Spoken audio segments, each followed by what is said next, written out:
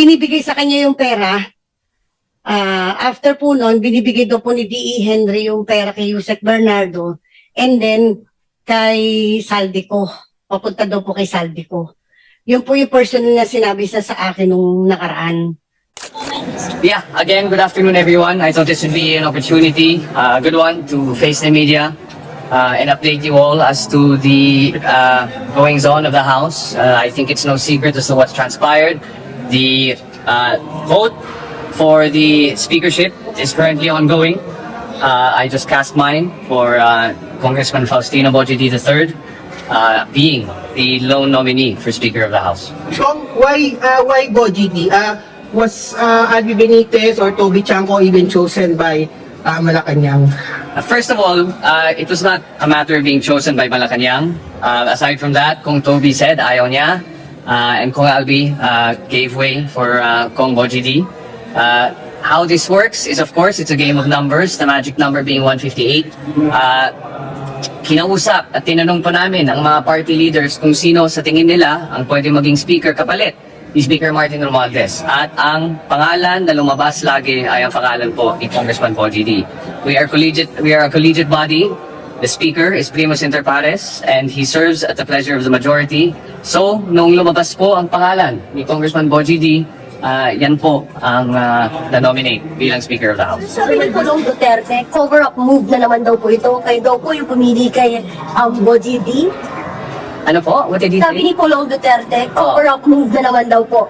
Itong pag-resign ni Speaker, tapos kayo po pumili kay Bojidi. Naku ma'am, baka style niya yun nung anak siya ng Pangulo. Pero I can assure you that we are consultative with all the party leaders. Pwede mo silang tanungin. We met for plenty of weeks. Kung nagpakita sana si Kong Pulong dito sa trabaho at sa session, baka makikita din niya. But I'm sure he's busy looking for the 51 billion that was spent in his district. Pero kung sinabi ni President Marcos nang magkaroon ng change of leadership dito sa Actually, hindi pa kami nag-usap. The last time sinamahan ko, nakita kami ni Pangulo was nagsama, humingi si Speaker Martin ng meeting kay Pangulo and dun nagbigay po siya ng kanyang resignation sa Pangulo bilang Speaker of the House. This is the last time when we saw each other. Opo sir, ano magiging bagong direksyon ng Kamara under new leadership? We'll have to wait what the new Speaker has to say. So, di ba mas ni Presidente yung mapupunin mo? Of course, the House appreciates that the incoming Speaker is supportive of the President's agenda and programs. Pero again, this is a co-equal branch of government which Malacañang respects, which the executive respects. So nasa Kong na po kung ano man ang gusto nila, so kung sino man ang gusto nila being So, kailan niyo sinabi niyong sinamahan niyo si Speaker? nakita kami kahapon. And sir, kailan yung huling meeting niyo with the President? Kahapon. Kapos. So, if the President saw Bojidi, Nakasabi ko lang ma'am, the Speaker asked for a meeting with the President and he gave his resignation and said that it was an honor to work with him and that he was stepping down to ensure the independence of the Independent Commission and so to protect the institution, for people not to say that he was using his influence to influence the ICI. May nagkakaroon mo ba si House Speaker Romualdez? I'm sorry? The President did not ask the House No, he offered to step down. Sir, wala po ba, would you say na hindi naman nawala ng tiwala yung mga House members kay former Speaker Romualdez? He had the numbers. Simple lang yun. Kung nasa iyo yung numero, you have the speakership. He had the numbers. Sir, ano naman gagawin ng House leadership kay Congressman Zaldy ko na iniuugnay din sa mga anomalya sa budget? I am gonna be the first one to tell you that he should come home and face any and all allegations against him. Will you force him to come home? I don't know if that is something you can do as a body, but again, I think he should come home and face the allegations against him. Sir, They're too severe and it's dragging the house in the mud. If not, would that be enough for him to face the ethics committee? It might be, yes. I mean, there's a precedent for it when Kong Arnie Teves did the same. Sir, did you try to convince Speaker not to step down? That's not for me to do. Sir, when If he wants to step down, that's his choice. Kung ano ba yung President yung makita yung resignation ni Speaker Romualdez? It was one of respect. Dahil nakita niya that he was doing it to save the institution and to give way for the independent body to have a fair and thorough investigation. How did you feel about it, sir? How did I feel about it?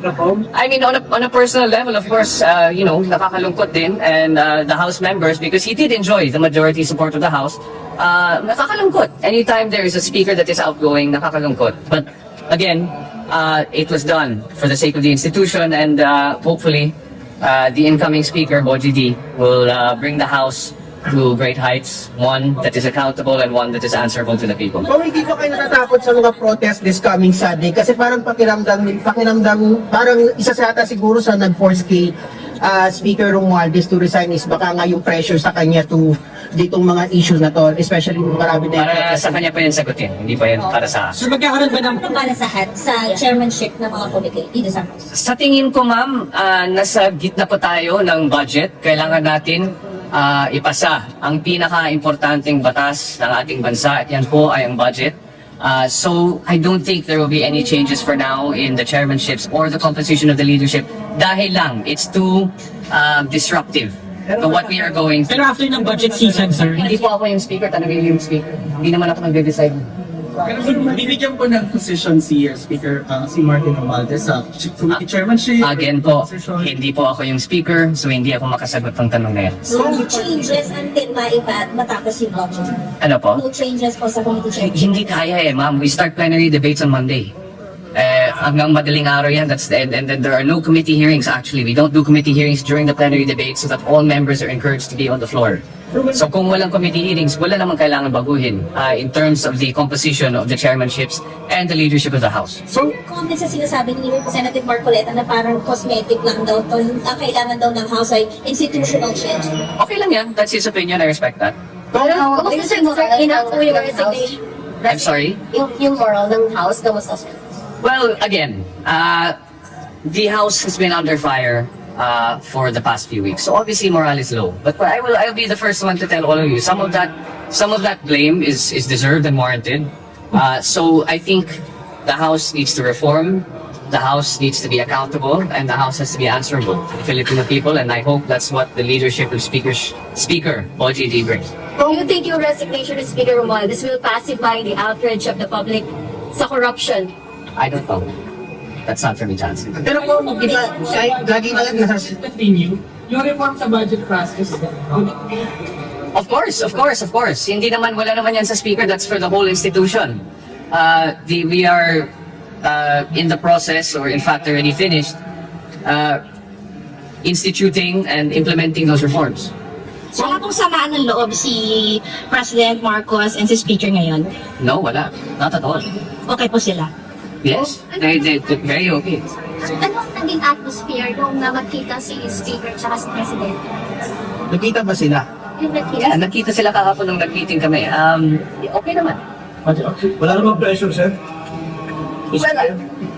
Well, kung nakinig kayo sa speech naman ni Speaker Martin, sinabi niya, hindi gatong pressure sa kanya. So that should answer your question.